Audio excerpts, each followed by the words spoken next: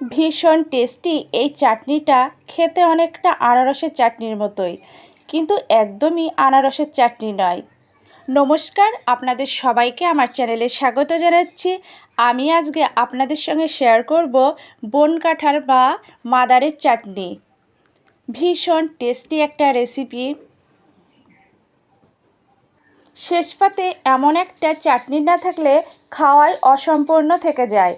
এভাবে বানালে ছোট থেকে বড় সবার পছন্দ হবে। খুব সহজে মাত্র 2-3টে উপকরণেই বানানো যায়। এটা হচ্ছে বন কাঁঠাল বা মাদার, অবশ্য বিভিন্ন অঞ্চলে বিভিন্ন নামে পরিচিত। প্রথমে খোসা ছাড়িয়ে খুব ভালো করে কেটে ধুয়ে নেব। ভিতরের বীজগুলো ফেলে স্লাইস করে কেটে ভালো করে ধুয়ে নিয়েছি।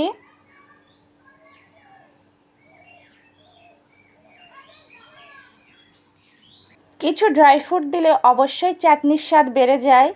আমি এখানে কাজু আর কিশমিশ ব্যবহার করব, আর চিনি লাগবে, আপনারা আপনাদের স্বাদ অনুযায়ী ব্যবহার করবেন।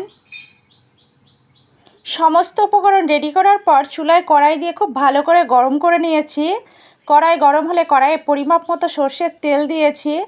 সর্ষের তেলে খুব সামান্য একটু হলুদ দিয়েছি, যাতে তেল একদম না ছিটকোয়। কিছুক্ষণ নাড়াচাড়া করার পর সর্ষের তেল খুব ভালোভাবে গরম হলে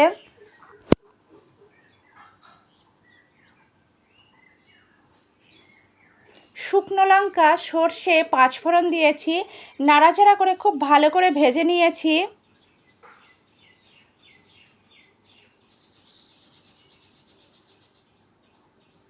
গ্রেট করে রাখা আদা দিয়েছি। আদা দেওয়ার পর আরও কিছুক্ষণ নাড়াচাড়া করে ভেজে নেব। ভাজা কমপ্লিট, কেটে রাখা মাদার দিয়েছি। নাড়াচাড়া করে বেশ কিছুক্ষণ কষে নেব।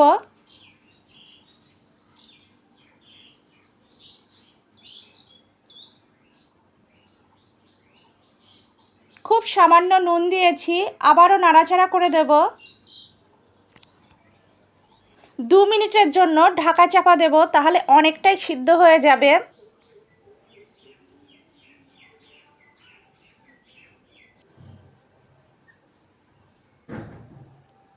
আবারও নাড়াচাড়া করে আরও কিছুক্ষণ কষে নেব। অনেকটাই নরম হয়ে গিয়েছে।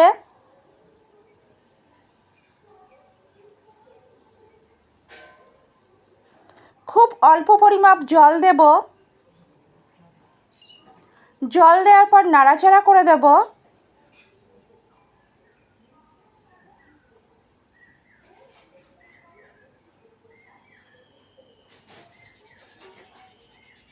স্বাদ অনুযায়ী নুন,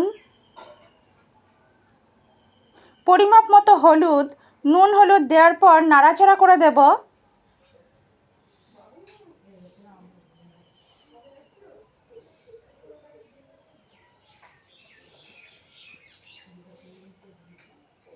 চিনি দিয়েছি, আপনারা আপনাদের স্বাদ অনুযায়ী চিনি ব্যবহার করবেন।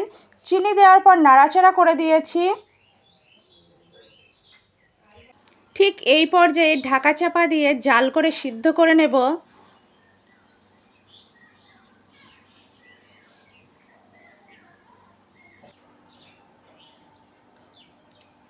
রেসিপিটা প্রায় শেষ পর্যায়ে, নাড়াচাড়া করে দেব।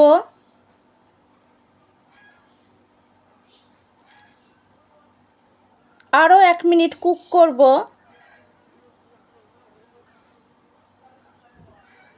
কাজু কিশমিশ দিয়েছি। কাজু কিশমিশ দেওয়ার পর নাড়াচাড়া করে দিয়েছি।